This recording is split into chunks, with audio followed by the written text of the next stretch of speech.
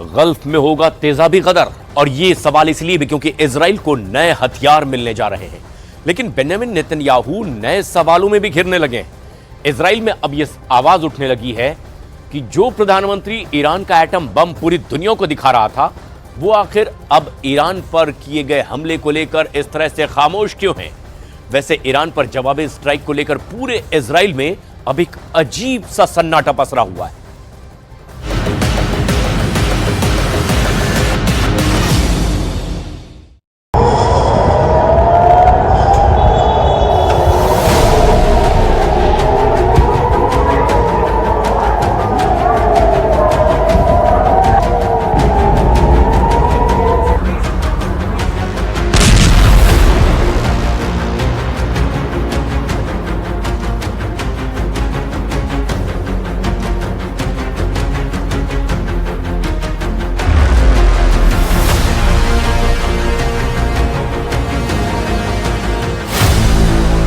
अप्रैल का महीना आग लेकर आया और मई से पहले बड़े युद्ध की दस्तक मिल रही है।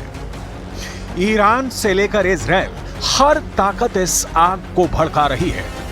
ईरान में हुए धमाकों पर इजरायली छाप बताई जा रही है, लेकिन नेतन्याहू की नीतियों को लेकर इजराइल के बड़े अखबार हारेत्ज ने ये लेख छापा है।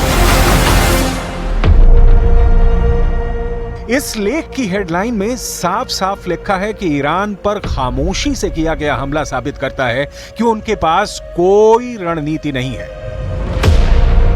नेतन्याहू की वर्ल्ड पॉलिटिक्स को हम कुछ वर्ष पीछे जाकर देखेंगे, जिसमें उन्होंने ईरान को कई जख्म दिए।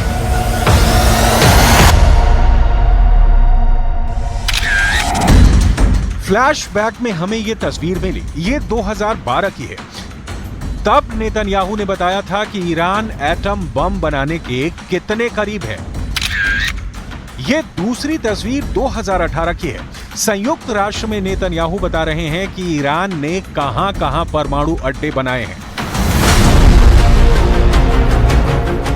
नेतन्याहू ने दुनिया का कोई मंच नहीं छोड़ा जहां उन्होंने ईरान के परमाणु कार्यक्रम को एटम बम बनाने से नहीं जोड़ा।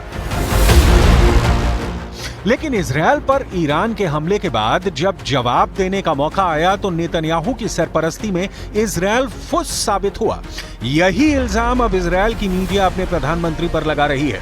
यही बात इजरायल के अखबार हारेत्ज के लेख में लिखी हुई है।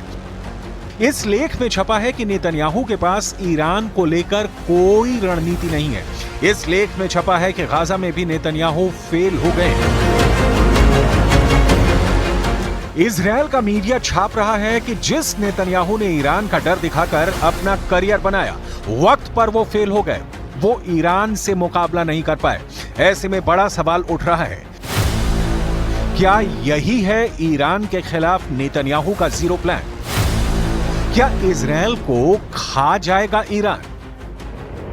इस वक्त पूरा पश्चिम एशिया तनाव के जलते हुए तवे पर बैठा हुआ है। नीचे आग सुलग रही है। मिसाइलों के हमले और ड्रोन से इस बार ऐसी तबाही की गारंटी दी जा रही है कि तेल अवीव से लेकर तेहरान तक दहशत फैली हुई है।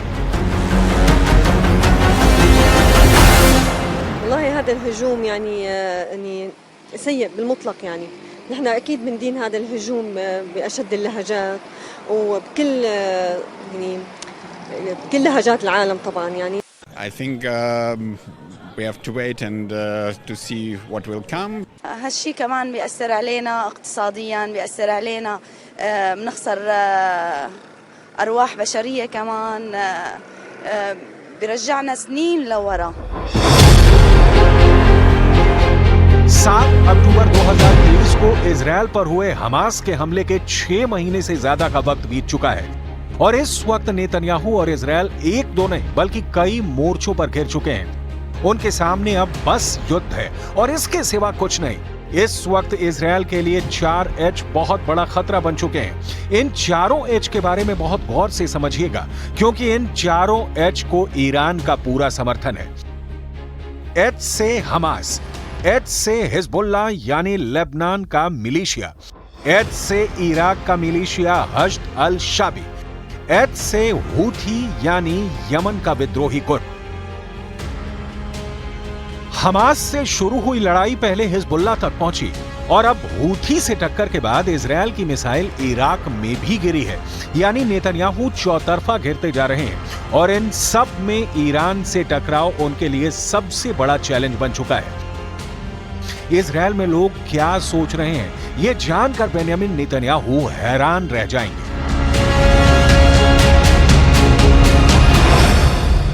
We are very worried about the situation, and we actually don't know what the solution is. I hope it's going to be peace. I mean, nobody's going away from this area.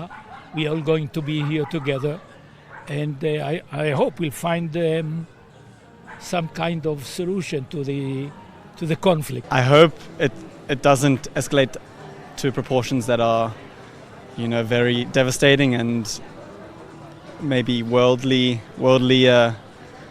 problems. But I do think that it has been a long time coming, this conflict. पूरी दुनिया Iran और Israel की direct टक्कर देख रही है। Israel के शहर टारगेट पर हैं। गाजा में बमबारी के खिलाफ हिजबुल्लाह और हूथी दोनों ने अपने हथियार गोदाम बंद नहीं किया है। कुल मिलाकर ईरान से दूर ही नेतन्याहू के लिए एक वॉर ट्रायंगल तैयार हो चुका है। नेतन्याहू के वॉर ट्रायंगल में सबसे बड़ा कोना गाजा में हमास का पूरी तरह खात्मा है। नेतन्याहू के वॉर ट्रायंगल में दूसरा बड़ा कोना लेबनान में हिजबुल्लाह का अंत है, जबकि नेतन्याहू के वॉर ट्रायंगल का तीसरा सबसे बड़ा कोना है सीरिया, जहां से इराक का मिलिशिया हश्द अल शाबी इजरायल के बॉर्डर तक पहुंच सकता है। ये तीनों जगह इजरायल के बॉर्डर से लगी हुई हैं और इजरायल इन्हें अपने खिलाफ सबसे बड़ा खतरा मानता है। लेकिन इस वॉर ट्रायंगल से निपटने के चक्कर में इजरायल ने बड़ी मुसीबत मोल ले ली जब 1 अप्रैल को उसकी वायुसेना ने सीरिया की राजधानी दमिश्क में ईरान के वाणिज्य दूतावास पर बमबारी कर दी। इसके बाद ठीक 13 दिन बाद ईरान ने इजरायल पर ऐसा हमला किया जिसे दुनिया का सबसे बड़ा ड्रोन अटैक कहा गया। अमेरिका से लेकर फ्रांस और ब्रिटेन से लेकर जॉर्डन तक सबने इजरायल को बचाने के लिए अपनी पूरी ताकत झोंक दी। ईरान के हमले में इजरायल का नुकसान नहीं हुआ, लेकिन यह बात पुख्ता हो गई कि अगर ईरान चाहेगा तो अगली बार 3000 मिसाइल से वार करके इजरायल को बंकर में जाने के लिए मजबूर कर देगा। इस वक्त ईरान और इजरायल 2 कैंपों में बटे हुए हैं। इसे महाशक्तियों की टक्कर कहा जा रहा है। एक तरफ अमेरिका है तो दूसरी तरफ रूस है और यही दुनिया का सबसे बड़ा खौफ भी है। И мы хотим подготовить конференцию, Ирану приписывать, хотят в том числе и атаку с использованием ядерного оружия, которого у него нет. Это подтверждает МАГАТЭ. Иран самая проверяемая страна из участников договора о нераспространении ядерного оружия. इजरायल के साथ